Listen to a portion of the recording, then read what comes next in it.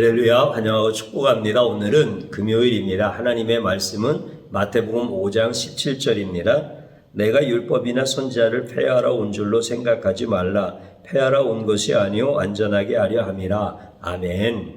주님의 보혈로 다 씻어주시고 오늘 또 예배 중에 우리를 치유하고 회복시켜 주시는 하나님 아버지께 모든 찬양과 존귀와 영광을 올려드립니다. 특별히 예수님이 누구신가를 깊이 생각하게 하시고 예수님을 사랑하게 하시고 예수님을 따르게 하시는 오늘 말씀을 통하여서 우리 예수님께도 동일한 찬양과 존귀와 영광을 올려드립니다. 우리가 성도로 살아가는 것이 가장 큰 복입니다. 그래서 주일날도 수요일날도 내가 예수님 안에 있다고 하는 것이 가장 복된 인생이다라고 하는 말씀으로 함께 은혜를 받았습니다. 왜 성도로 살아가는 것이 가장 큰 복입니까? 이 땅에 사는 동안에 주님이 우리를 승리하게 하시기 때문에 그렇습니다. 그리고 우리가 이 땅의 모든 삶을 마치고 죽을 때 천국으로 인도하여서 영원한 승리 가운데 영원히 머물게 하시기 때문에 그렇습니다. 이것보다 완벽한 인생은 없습니다. 성도가 어떻게 그런 복을 누릴 수가 있습니까? 이것은 예수님이 성도의 인생의 터가 되어 주시기 때문에 그렇습니다. 우리는 이제 어렸을 때부터 어른들로부터 배웠습니다. 그리고 학교에서 선생님들로부터 배웠고 또 친구들과의 삶을 통하여서 우리는 배웠습니다. 뭘 배웠습니까? 무엇인가를 이루어야 인정받는다라고 하는 걸 배웠습니다. 같은 또래의 친구들 속에서도 뭔가를 이룬 친구를 보면 인정해 줬습니다. 뭔가를 잘해야만 저 사람은 가치 있는 사람이다라고 하는 것을 배웠습니다. 선생님들로부터도 배웠고 부모님이나 친구나 동료나 모든 사회생활 속에서 우리는 이렇게 이루는 사람이 인정받고 뭔가 잘할 수 있는 사람이 가치가 있는 사람이라고 하는 것을 계속해서 배웠습니다. 그래서 우리는 아주 그것이 뼛속 깊이까지 새겨져 있는 사람입니다. 그런데 성경은 그와 정반대의 말씀을 하고 있다라고 하는 사실입니다. 성경을 이런 관점에서 보지 못하는 분들이 너무나 많고 그렇게는 보지 않으려고 하는 인간적인 관점으로 성경을 보고 해석하려고 하는 사람들도 굉장히 많습니다. 그러나 성경은 앞서 말씀드린 것과 같이 정반대의 말씀을 계속하고 계십니다. 하나님께서 우리를 사랑하셔서 율법을 주셨습니다. 여러분들, 율법은 우리가 지킴으로 말미암아 뭔가를 이루었구나. 그래서 하나님이 지킨 자를 인정하고 율법이 요구하는 것들을 잘 감당함으로 말미암아 하나님께서 가치 있는 인생이다라고 하는 것을 말씀하시려고 율법을 주셨습니까? 전혀 그렇지 않다라고 하는 겁니다. 다시 말씀드리면 율법은 사람을 유능하게 만드는 역할을 하지 않는다라고 하는 겁니다. 반대로 무능력한 존재다라고 하는 것을 아주 하나하나 다 밝혀내는 이런 일을 하는 것이 바로 율법을 주신 목적이다라고 하는 겁니다. 요즘에 이런 일을 하는 분들이 참 귀한 직업을 갖고 있다라고 저는 생각하는데, 돼지나 소와 같은 가축을 도축하게 되어지면 살과 뼈를 발라내는 이런 직업을 가지신 분들이 있어요. 이분들 손은 굉장히 섬세하고요. 이분들이 전문성을 갖췄을 때는 정말 그 고기의 맛을 더 맛있게 낼 수 있는 이런 일들을 하는 거라고 그래요. 사람들은 그 직업을 선호하지 않지만 그들이 하는 일이 우리가 고기를 맛있게 먹을 수 있는 좋은 일이잖아요. 그래서 뼈에서 살을 발라낸다라고 이렇게 표현을 합니다. 근데 정말 비전문가들, 우리 같은 사람들이 하려고 하면은 뼈에 붙은 살이 더 많은 거야. 근데 그분들은 정말 숙련되게 잘 발라내서 그것을 분리시켜 놓는 이런 일들을 하는 거예요. 뼈가 다 드러나게 그렇게 다 발라낸단 말이죠. 율법을 우리에게 주신 목적이 그런 거예요. 나의 무능함. 이 무능함을 전부 다 드러내는 거예요. 여러 가지로 포장되어져 있겠죠. 그런데 그것을 다 발라내서 너는 철저한 무능한 존재야. 너는 심판에서 벗어날 방법이 없고 너는 인생 가운데서 승리할 수 있는 방법이 없어. 그렇게 율법은 정확하게 나를 다 드러내서 결국은 하나님의 심판대 앞에서 피할 수 없는 죄인 중에 죄인이요, 전적으로 타락한 자요, 전적으로 무능한 자다라고 하는 것을 다 드러내게 하려는 목적으로 율법을 우리에게 주신 거예요. 그래서 율법 앞에 섰을 때 나는 정말 죄인이구나라고 하는 것을 하나님 앞에 고백할 수밖에 없는 거예요. 나는 율법을 성취할 수 있는 자가 아니에요. 그런데 그 율법을 성취하지 못하면 율법에서 요구하는 모든 죄에 대한 정의의 책임을 다 져야 되는 거예요. 그러니까 율법 앞에 서면은 모든 사람은 다 지옥으로 떨어질 수밖에 없는 거예요. 그런데 그 율법을 누가 성취하셨다는 거예요? 예수님이 성취하셨다는 거예요. 이 말씀은 내가 율법을 성취할 수 없음으로 말미암아 하나님이 예수님을 보내셔서 율법을 다 성취하게 하셔서, 다시 말씀드리면 하나님 없이는 살 수 없는 인간이다라고 하는 것을 정확하게 우리에게 가르쳐 주신다라고 하는 겁니다.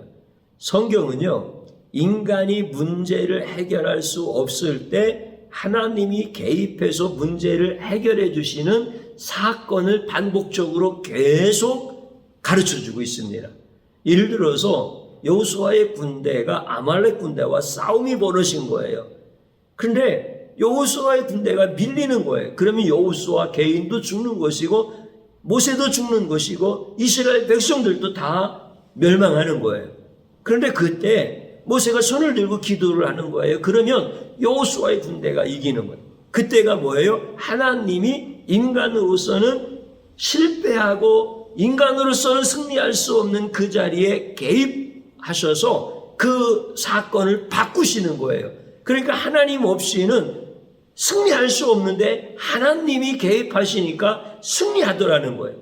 이게 이스라엘과 아말렉의 군대뿐만이 아니라 성경의 모든 이야기는 다 그런 겁니다. 아브라함이 자식이 없어서 그렇게 인간적인 경험과 인간적인 능력을 가지고 후사를 생각하고 있을 때 하나님이 개입하여 주셔서 불가능했던 그의 아내 사라에게서 하나님이 약속하신 아들을 주시는 것, 이런 것들은 전부 다 성경에서 반복적으로 나타나는 이야기. 인간은 무능한 존재, 그러나 하나님이 개입하시면 그 인생이 바뀌어지더라는 거예요. 그 인생이 승리하더라는 거예요. 이것을 성경은 계속해서 반복적으로 말씀을 하고 있습니다. 여러분들, 우리가 읽었던 말씀을 다시 한번 읽어보십시오. 내가 율법이나 선지자를 폐하러 온 줄로 생각하지 말라. 예수님께서 이렇게 말씀을 해주시는 거예요. 그러면 예수님이 이렇게 말씀하시는 의도가 있으신 거예요. 예수님을 향해서 비난하고 예수님을 향해서 대적했던 당시의 종교 지도자들, 제사장이나 바리새인들, 서기관들, 율법학자들, 이런 사람들이 예수님은 꼭 율법을 폐하는 사람처럼 보여지더라는 거예요. 선지자를 꼭 폐하는 사람처럼 보여지더라는 거예요. 그렇게 해서 예수님을 향해서 공격했던 거예요. 그랬더니 예수님께서 나는 그렇게 온 게 아니다. 폐하러 온 것이 아니라 완전하게 하려 왔다. 율법을 너희가 지킬 수 없고 선지자가 명령하신 하나님의 말씀, 선지자의 예언을 너희는 성취할 수가 없는데 내가 그 율법을 다 성취하고 그 선지자의 예언의 말씀을 내가 다 이루려고 왔다. 이렇게 예수님께서 아주 강하게 말씀을 해 주십니다. 다시 말씀드리면 너희가 율법을 지키지 못하고 선지자의 명령을 따르지 못한 것에 대한 심판의 요구가 반드시 있는데 내가 율법과 선지자의 모든 말씀을 이름으로 말미암아 너희들이 받아야 될 모든 율법이 요구하는 것들을 내가 다 감당했다라고 하는 거예요. 그러니까 이것은 예수님께서 우리로 하여금 망할 수밖에 없는 무능한 존재가 승리할 수 있는 그 놀라운 비밀을 선포해 주시는 말씀이 오늘 본문에 있는 말씀인 거예요.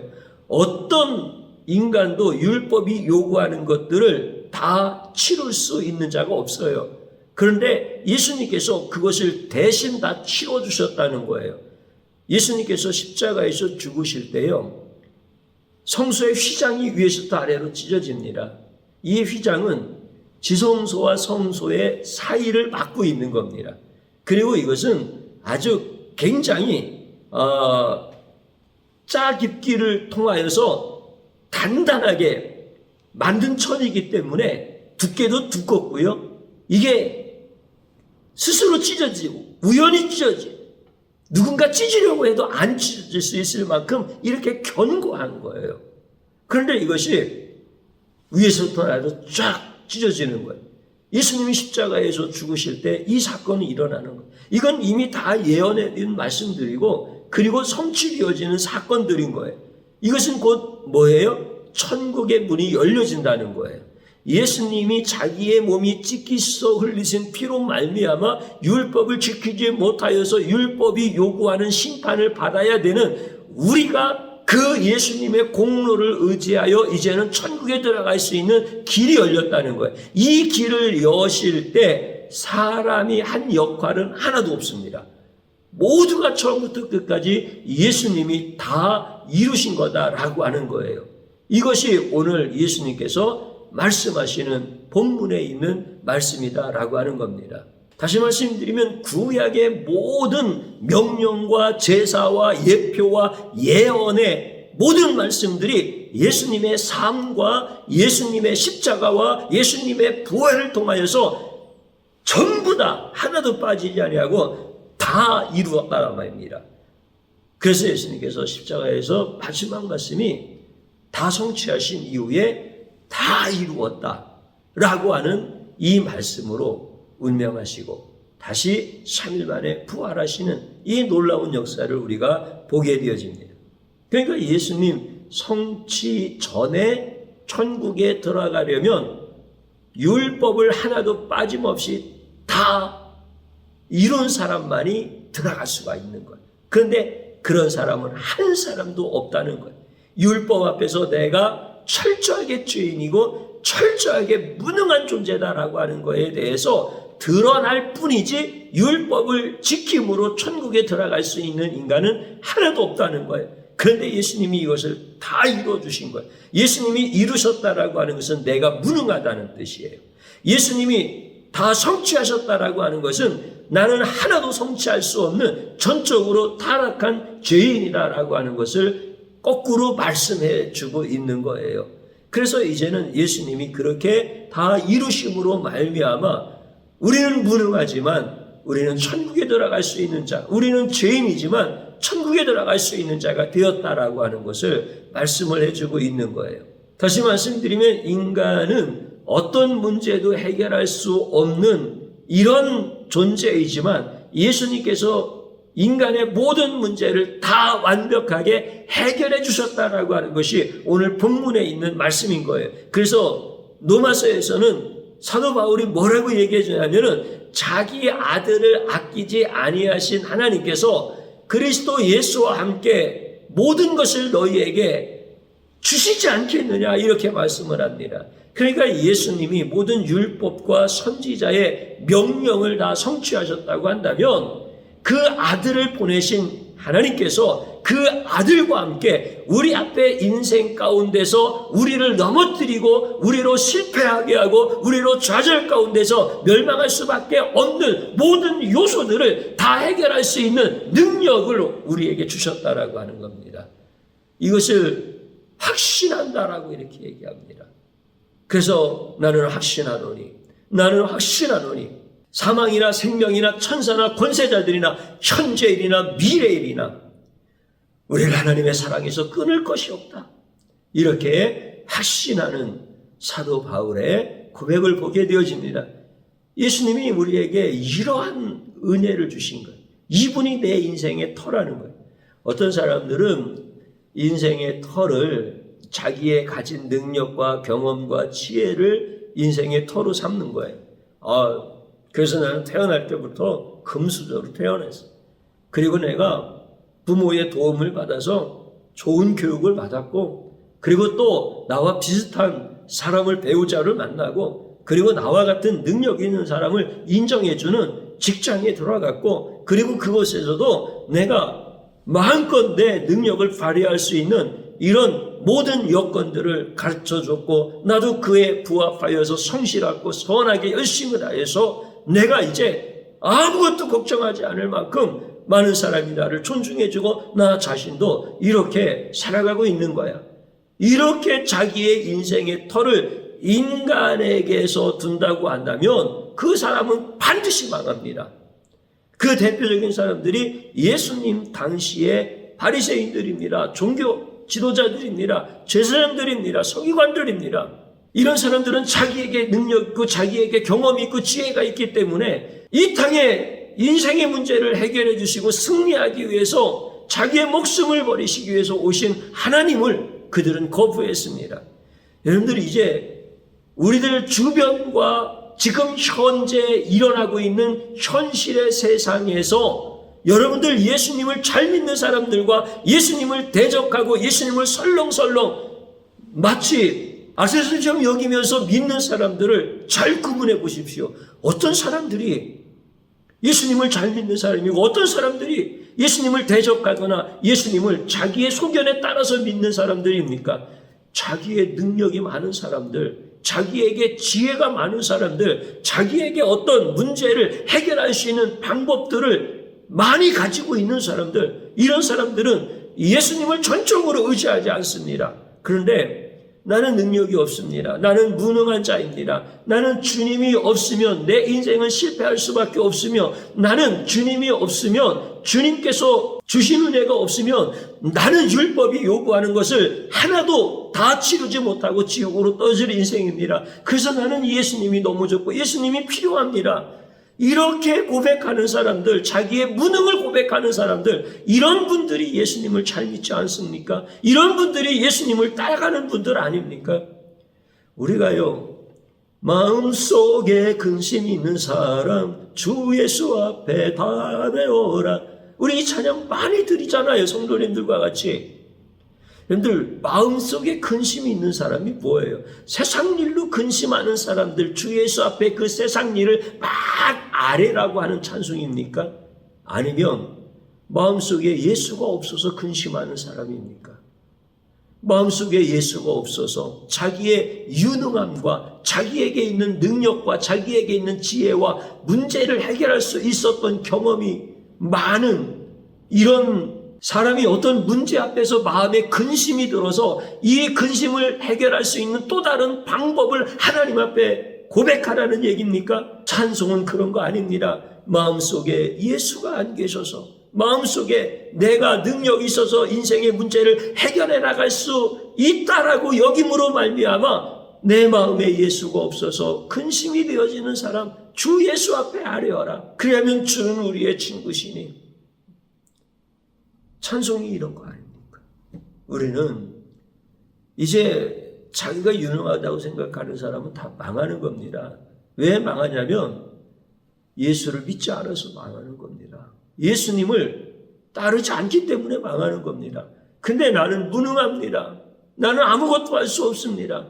이런 사람은 다 살아납니다. 인생 가운데서 다 승리합니다. 왜냐하면 생명이신 예수님, 내게 진리의 터가 되어주시는 그 예수님과 함께 가기 때문에 그렇습니다. 저와 여러분들이 이제 이렇게 예수님 앞에 나갈 수 있기를 주님의 이름으로 축복합니다. 이게 가장 복된 것입니다. 저를 한번 따라서 해보시기 바랍니다. 나의 지혜와 능력과 경험을 인생의 기초로 삼은 죄악을 용서하소서. 진심으로 회개하십시다. 또 한번 따라서 하십시오.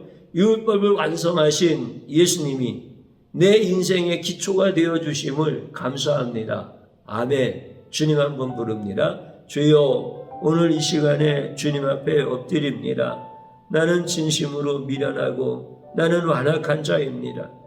내가 예수님을 믿고 따르는 자라고 고백하면서 주님, 내 안에 내 능력을 의지하고 내가 무엇인가를 잘함으로 말미암아 사람들로부터 인정받고 가치 있는 인생이라고 이렇게 살고 싶은 나의 이 더럽고 악한 죄악이 있음을 이 시간 주님의 보혈로 다 씻어주시고, 나는 무능한 자요, 나는 율법이 요구하는 것을 하나도 치를 수가 없어서 예수님만 의지하는 자가 되어지기를 원합니다. 내 인생의 모든 기초가 되어주시고 나를 완전한 승리로 이끌어 가시는, 내가 인생길을 가다가 넘어지고 내 인생길에서 어둠을 만났을 때 나를 일으켜 주시고 나의 빛이 되어 주시는 예수님만 붙들기를 원합니다. 내 인생 가운데 오셔서 나를 승리로 이끌어 가시는 주님만 찬양하기를 원합니다. 주여, 이렇게 예수님을 모르는 자에게 예수님 오셔서 우리의 모든 무지를 깨뜨려 주시고 우리를 다시 살리시고 우리를 다시 이끄시는 오직 주님만 영원하신 승리자이십니다. 주님만 높여드리기를 원합니다. 사랑하는 성도들이 이렇게 주님을 깊이 사랑하고 주님을 따르는 성도들 되어질 수 있도록 은혜를 베풀어 주옵소서. 예수님의 이름으로 기도드리옵나이다. 아멘.